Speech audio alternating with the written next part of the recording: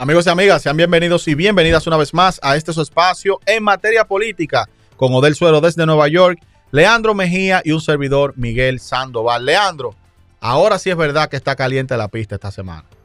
Así es, Miguel. Primero darle las gracias a Papá Dios por un día más de vida. Felices de estar acá con mis compañeros.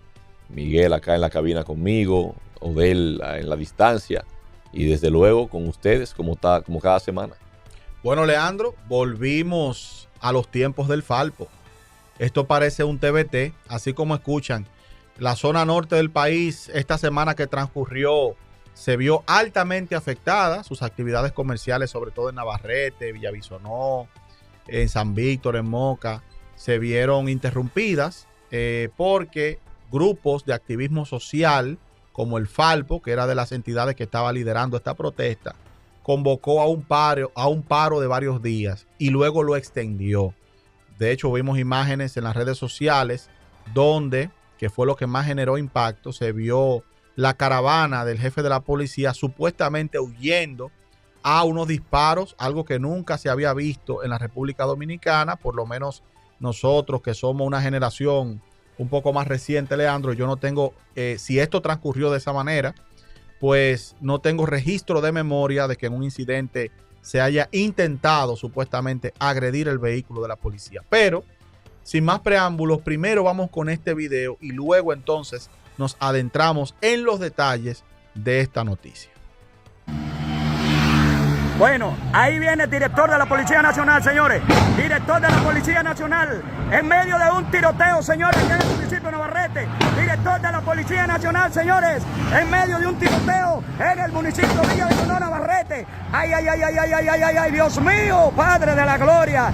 Ay, ay, ay, ay, ay, ay, ay, ay, ay, ay, ay. Fuego, fuego, señores. Dios ampare a nuestro pueblo. Oiga cómo suenan los disparos, señores, a larga distancia. Que Dios guarde.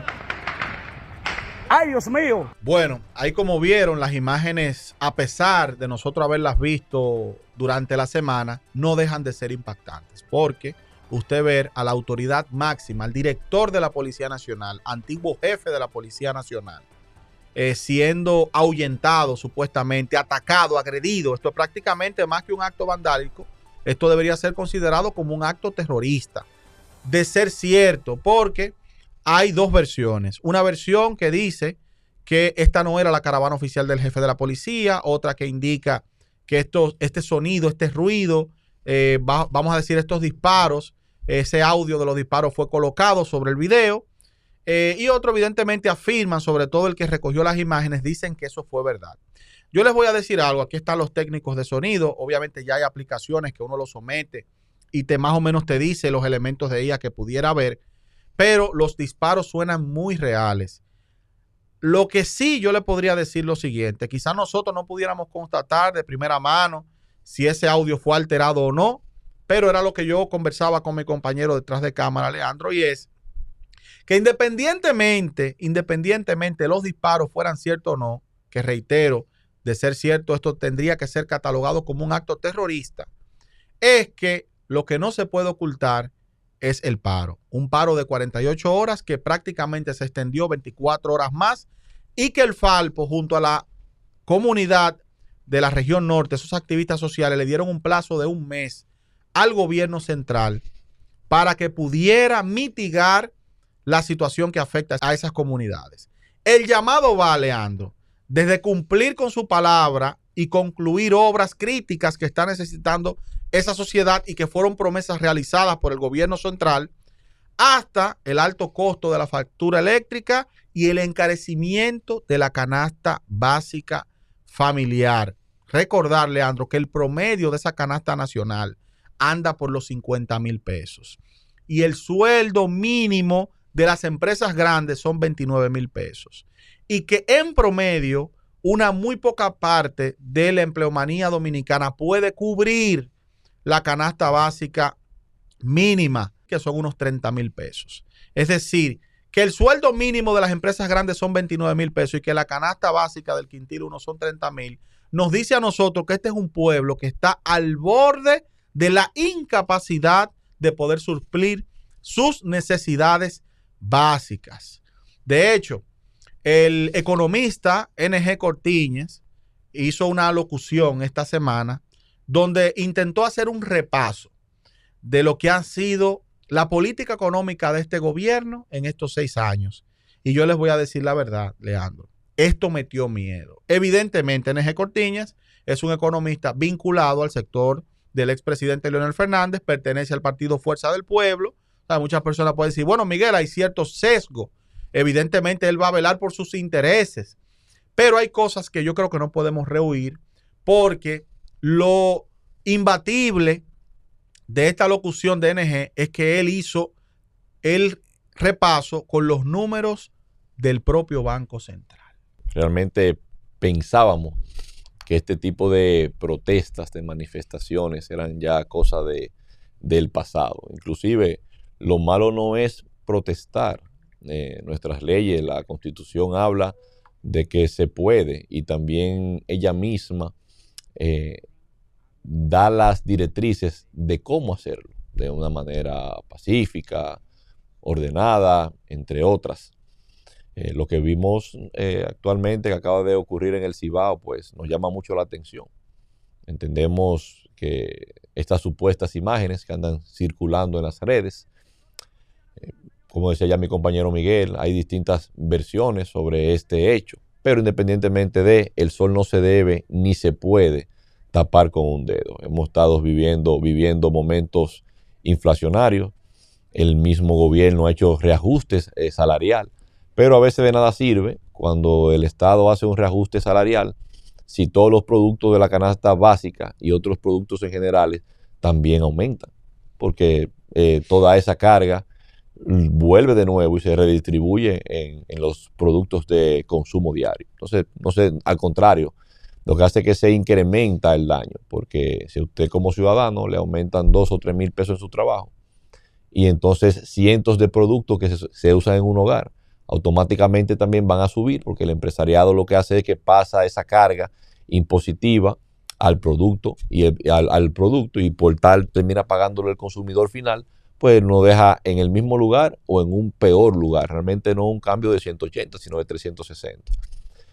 Hay que tomar medidas serias. Hasta ahora muchas de las cosas que hemos visto de parte del Estado han sido opciones o medidas paliativas. No resuelve en el fondo lo que es el problema. Lo que hace es que aplaca o anestesia el síntoma. Pero realmente la causa como tal sigue estando ahí, a flor de piel. Déjame decirte algo, eso es una realidad. Y lo que pone un punto más crítico es lo que precisa el economista NG, mencionado anteriormente, que él dice que el crecimiento promedio de la economía, ¿verdad?, en los 6 años fue de 3,43% anual entre 2020 y 2026. También sostuvo que entre el mismo intervalo de tiempo, entre el 20 y el 26, la inflación de los alimentos acumuló un aumento de un 48%. Por eso es que la canasta básica promedio anda en los 50,000. Y mientras los útiles escolares, que vamos para allá con el tema a propósito del regreso a clases, registraron un incremento, Leandro, acumulado en estos 6 años sobre un 32%. Eso quiere decir que a propósito de que estamos en regreso a clases el próximo 24 de agosto, Leandro, los padres, las madres dominicanas ahora están en un dilema entre si continúan buscando prestado para comer o para brindarle educación a sus hijos. Porque para las dos cosas, ojo, no da. Muchos de los padres que han tenido que incurrir en gastos en este gran problema de los útiles escolares saben de lo que yo estoy hablando. Cuando usted tiene que ir a una tienda y comprar mochilas, lápices, libros, sobre todo los padres de clase media baja, de clase media, que hacen un esfuercito, Leandro, para poder llevar a su hijo a un centro privado, y ellos entonces tienen que incurrir en los gastos de esos libros que todos los años los cambian. Eso ha sido un tema histórico en el país, pero en esos 6 años estamos hablando que en el overall es un 32% que ha incrementado la inflación solo en los útiles escolares.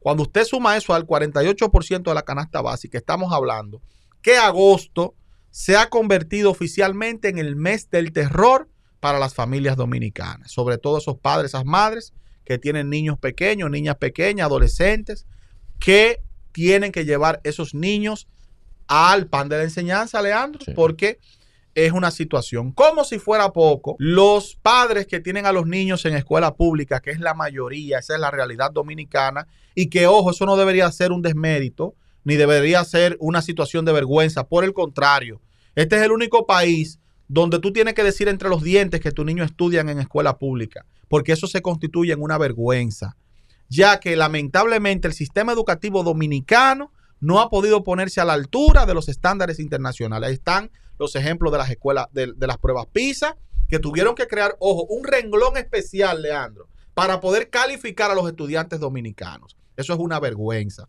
Pero no obstante eso, los concursos de oposición de los maestros que estaban pidiendo que sean menos rígidos, porque el maestro dominicano, el magisterio, muchos de esos que fueron evaluados no tenían quizás las competencias que exigen los nuevos estándares que se requieren para ellos impartir la docencia. Y entonces, por un lado, vemos a nuestras autoridades idealizando, hablando de los sistemas STEAM, hablando de inteligencia artificial, cuando aquí ni siquiera se ha podido completar la meta de la calidad educativa, de preparar a nuestros maestros para que verdaderamente, más que dar dinero por un 4% y más que tener una cooperativa y hablar de recursos, de que aumenteme el sueldo o de darle cualquier tipo de facilidad de infraestructura, primero priorizar la calidad educativa.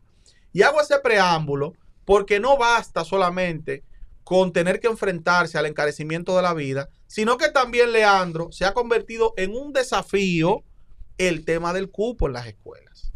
Estamos hablando, claro, estos datos sí los doy con pinzas, porque siempre hay grupos de interés y nosotros aquí en materia política, tanto mi compañero Leandro como yo y nuestro compañero de él, tratamos de ser lo más coherente posible y ser lo más imparcial posible. La ADP arrojó unas cifras que meten miedo. Ellos hablan de una falta de cupo de unas 7,000 aulas y eso se contrasta con la promesa del gobierno de que apenas va a poder entregar 1,500 aulas. O sea que de aquí al 24 de agosto no van a poder completar. Eso pone en condición de riesgo y de amenaza a unos 153,000 niños, Leandro, de la etapa inicial y básica, que podrían quedarse sin cupo. Y según el señor Hidalgo, que pertenece al PLD, estos datos pudieran, no digo en el caso de Hidalgo, sino que por intereses, ¿verdad?, pudieran contrastar con los datos oficiales, cada quien jala para su lado.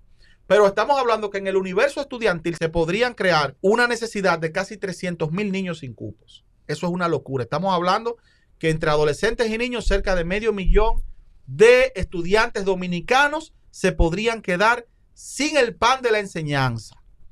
Simplemente porque no se ha podido ser capaz de cumplir con la meta del déficit de aulas, que es esencial para que los jóvenes puedan tener acceso a este servicio tan importante que por ley, en términos constitucionales, son uno de los derechos básicos que asiste a todo ciudadano del mundo. Por lo que, de verdad, esto es una estocada mortal a los jóvenes, a los niños, a los padres que están apostando a un mejor futuro. Yo creo que eso se distancia bastante de lo que una vez dijo el actual presidente, de que esto era una especie de Suiza y quisieron compararnos con Suiza. Yo creo que este pueblo, a propósito de lo que está pasando con el Falpo en Navarrete, yo creo que hay que empezarle a hablar con franqueza, dejar los chistecitos y ponerse las pilas, Leandro, porque las cosas cada vez se van a poner más color de hormiga. Así es, Miguel. En toda sociedad la clase media tiende a ir muy forzada, porque el empresariado conoce el sistema fiscal y sabe dónde puede apalancarse y cuáles son sus atenuantes. La clase media como tal no tiene tantas herramientas fiscales ni jurídicas para poder pues sacar la mejor partida del mismo escenario. Entonces nosotros vemos los que pertenecemos o estamos en una nómina, cuando usted cobra ya hace rato que el Estado tomó su parte de su salario. Hay un salario bruto y un salario neto. El salario bruto viene de que usted tiene que ser muy bruto para pensar que eso es lo que usted gana. Entonces, ¿qué estamos viendo acá? Que si ya el Estado se abastece, se nutre en gran parte, en gran medida, de una proporción del salario de la clase media, entiéndase clase media baja, clase media alta, pues también el Estado debería darle facilidades a este sector. Lo que hablábamos, por ejemplo, Canadá es un país que tiene una carga de impuestos considerable en sus ciudadanos, pero por ejemplo, vemos que el sector salud es gratis y funciona de una manera premium. Y vemos que lo mismo a nivel de educación, es un país que también sus escuelas funcionan muy bien. No es necesario usted tener que sacrificar mucho dinero en el tema de educación y también en el tema salud, porque es bien sabido, esto no es nuevo. Aquí todo el mundo hace un esfuerzo para tener un seguro médico aceptable, responsable, porque sabemos dónde estamos y los tablazos en el tema salud no son poca cosa. Como ya le decía, hay un sector pudiente que puede darse el lujo de tener un seguro internacional, viajar fuera, etcétera. Pero lo que estamos acá, que estamos luchando el día a día, pues tenemos que de alguna forma u otra buscarle la vuelta a la solución. Creo que aquí el Estado debería de enfocarse un poquito más, no solamente en en quitarle a la clase media, sino en ver cómo le puede redistribuir de una manera que las cosas vayan más suaves. Con lo que ya comentaba mi compañero Miguel, da pena ver cómo estamos empeñando la juventud de República Dominicana, porque la juventud es el futuro, y no solamente el futuro, el presente. Por eso que cada día más vemos muchachitos con 14 años planchándose en una pasola o planchándose en un motor. Niños y niñas, adolescentes, que desertaron a la enseñanza. Si ya de por sí tratar de que esa juventud en los barrios sigan por el buen carril, de que nuestras adolescentes no salgan embarazadas, como están ahí las estadísticas a tan temprana edad, niñas en 12, 13, 14 años saliendo embarazadas, teniendo que abandonar lo que es la educación primaria o secundaria, y jóvenes que también a temprana edad ya empiezan a delinquir o tomar acciones sociales incorrectas. Usted se imagina ahora que el que quiera hacerlo bien no se puede inscribir.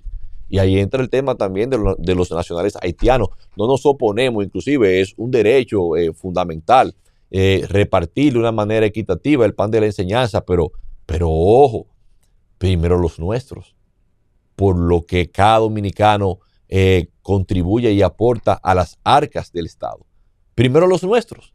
Y entonces después también le extendemos de manera solidaria una mano a los demás. Pero, de por Dios, primero los nuestros. Bueno, Leandro, yo no podría estar más de acuerdo con usted. Yo creo que uno de los temas centrales de este programa de hoy fue una situación molestosa, porque cualquier conflicto diplomático, sobre todo en un país como la República Dominicana, es una molestia, porque esto es un país que, por su ubicación geográfica, por su historia, siempre ha aplicado una política de buen vecino, de apertura diplomática, de alianza, de concertación. La República Dominicana siempre ha jugado un rol de promover la democracia en Latinoamérica. Y esta situación que pasó recientemente entre Cuba y República Dominicana, dos naciones hermanas históricamente hablando, muy ligadas a la lucha social. Cuba, que fue un país que le dio alojamiento en un momento crítico para el país a uno de nuestros líderes políticos más brillantes que ha parido la República Dominicana, como fue el profesor Bosch, por mencionarle a uno. Pero hablamos también de la Revolución de Abril, Camaño de Ño. Cuba jugó un rol importante en ese respaldo, por mencionar dos casos de nombres que yo sé que ustedes van a asociar de inmediato y que son personas que llenan de orgullo la historia de la República Dominicana y responsables de que el país cuente hoy con estos casi 60 años de democracia que gozamos y que estamos hablando en estos micrófonos, en parte gracias a todo ese rol de ese pensamiento de libertad latinoamericano. Digo esto porque recientemente la República Dominicana emitió un memorándum, sin dar más detalles, solicitándole al cuerpo diplomático de Cuba, que hay un tema, una contradicción con la cantidad, porque Cuba dice que son 10, República Dominicana dice que son 9, para que estos se retiren cuanto antes del país. Le dio un plazo hasta el próximo 16 de agosto, pero no añadió más detalles. El gobierno cubano ha reaccionado, Leandro, y ha dicho que esta acción de la República Dominicana corresponde a una subyugación del país hacia Estados Unidos. Una forma de que este país ha ido perdiendo supuestamente la capacidad soberana de poder tener relaciones unilaterales con los países que entienda, y que esto no es más que parte de esa política de Trump que está pasando la planadora a la izquierda en la región. Cuba ha rechazado obviamente esta acción de la República Dominicana, pero la Cancillería, el Ministerio de Relaciones Exteriores del país ha dicho que esta decisión que se ha tomado es por el bienestar de las relaciones de ambos países. Y usted dirá, pero caramba, ¿cómo va a ser que un memorándum indicándole que a un cuerpo diplomático se retire por completo es sinónimo de preservar unas relaciones? Esas son las cosas que pasan en la diplomacia. Ahora bien, el porqué de esta decisión es lo que más está generando incertidumbre en la prensa internacional. Hay una información que quien primero la compartió y la socializó es el amigo Francisco Tavares, el demócrata, al cual por estos medios le mandamos saludos, el cual hizo pública una información a través de sus medios indicando, Leandro, que esta decisión del gobierno dominicano era por una operación arbitraria que iba a desarrollarse, a llevarse a cabo a través de ese cuerpo diplomático. Veamos la grave denuncia que hace el amigo Domingo Tavares y la comentamos, Leandro. ¿Qué te parece?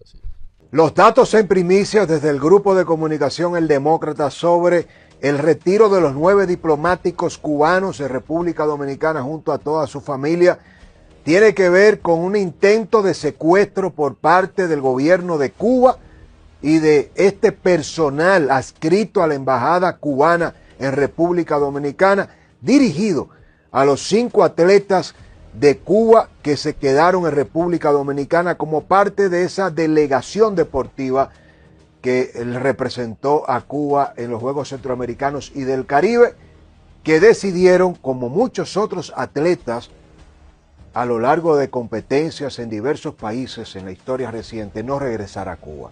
Como sabemos, es una constante que cada vez que Cuba participa en eventos deportivos internacionales, uno o varios atletas de diferentes disciplinas se queden en el país sede. Bueno, estas fueron las declaraciones del colega y amigo Francisco Tavares, que ha revelado que el motivo de que la República Dominicana pidiera la salida de este cuerpo diplomático se debe a que estos estaban intentando privar de su libertad, secuestrar, en pocas palabras, aparte de ese equipo, de esa representación atlética en los Juegos Centroamericanos y del Caribe de Cuba. Estos jóvenes, 5 en total, primero 2, y luego que culminaron los Juegos otros 3, se sumaron a esta acción desertando de la representación de Cuba. Desertaron, aprovecharon estos Juegos Centroamericanos y del Caribe y tomaron la decisión de quedarse en el país, de abandonar esa misión. Esto sería supuestamente el motivo por el cual el gobierno de la República Dominicana tomó la decisión de que no iba a permitir que una acción de esta índole se llevara a cabo. De ser cierto esta información, de confirmarse oficialmente esta información, esto es algo sumamente grave. Y entendible entonces el por qué el gobierno de la República Dominicana, por un tema de preservar las relaciones, pues puso como condición, mira, estas personas iban a incurrir en una acción no debida y yo creo que estas personas no tienen las calidades para ser representantes de su país. Esas son las cosas que pasan en la diplomacia, porque no es que se han roto las relaciones, no es que se ha clausurado la embajada, sino que hay una recomendación, un memorándum, una exhortación del gobierno dominicano de tipo condicional de que esta misión abandone el país.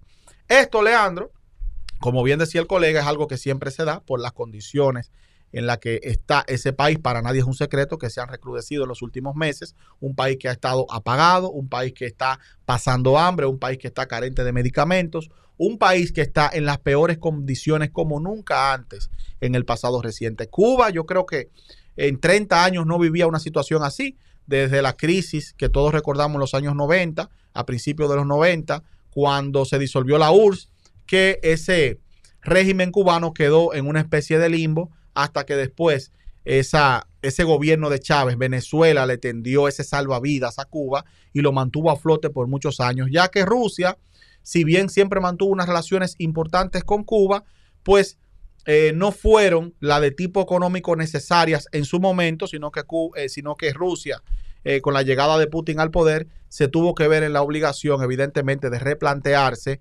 y de llevar a cabo una serie de transformaciones que obviamente los desconectaron de un modo u otro de esos apoyos históricos que siempre mantuvo Cuba. Es decir, Venezuela para nadie es un secreto que con ese nivel de riqueza que tenía, la capacidad de generación de petróleo, siempre le fue de gran respaldo a Cuba. Ahora, con esta intervención, especie de intervención moderna norteamericana al país hermano de Venezuela, con este gobierno que ha puesto prácticamente de transición a la cabeza de Delcy Rodríguez, ha limitado las ayudas a Cuba, ha limitado el combustible que ese país le suministraba a Cuba, y eso ha hecho que ese país, hermano, se estén comiendo unos con otros. O sea que no es descabellado que esos atletas huyan por su vida. No, así mismo es, Miguel. O sea, eso es de conocimiento para todos.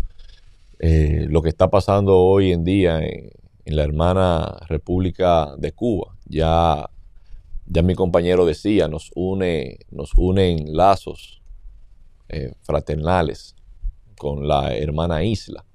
Hemos pasado muchos momentos históricos, pero también es cierto que Cuba no está para nada en su mejor momento. Sabemos que Cuba prácticamente recibía un gran aporte. Era un país subsidiado totalmente de Venezuela. Ahora ya Venezuela con una directriz en la visión de Marcos Rubio y de Donald Trump, pues cambian los vientos. Igual también para México. México siempre en estos últimos años, pues, había sido un aliado de manera abierta. Aún lo sigue siendo, pero quizás ya no de una forma tan abundante como solía serlo. Vemos los casos de crisis energética, el tema de los desabastecimientos a nivel sanitario. De más está decir también en la parte de alimentación, el mal rato que están pasando. Y esto no es un caso aislado, que los atletas de Cuba en este evento y en otros eventos también han desertado. Se solía antes hacer una broma de que un solista era la Sinfónica de Cuba después de llegar de una gira por toda Europa. O sea que creo que aquí se debe de aclarar más. Las autoridades deben arrojar más luz sobre el mismo.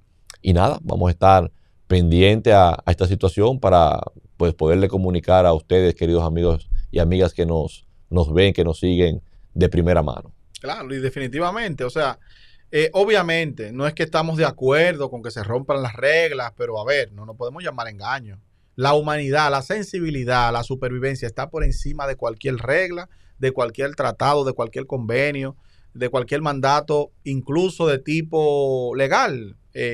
Porque al final es cierto, no está bien que un país emplee recursos, entrenamiento hacia unos atletas y que cuando estos lleguen a otro país, pues estos jóvenes deserten y se vayan. Pero yo les voy a decir algo. Y ustedes también no han tenido una situación de tipo privativa con ellos. Ustedes no han tenido también una serie de responsabilidades que han llevado a que esos jóvenes tomen esa decisión. O sea, yo creo que también yo siento que el gobierno de Cuba, a propósito de toda esta situación que prácticamente está tocando fondo, debe de hacer una introspectiva para poner sobre la mesa todas esas situaciones a donde han llevado a ese pueblo.